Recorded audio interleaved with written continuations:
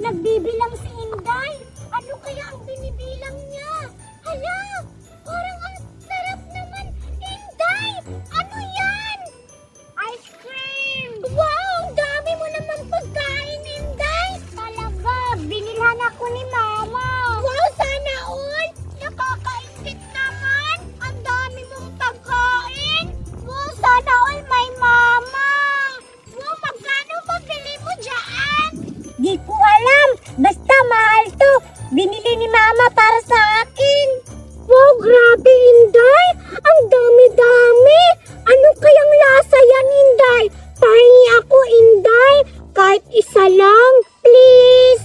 O sige, bibigyan kita.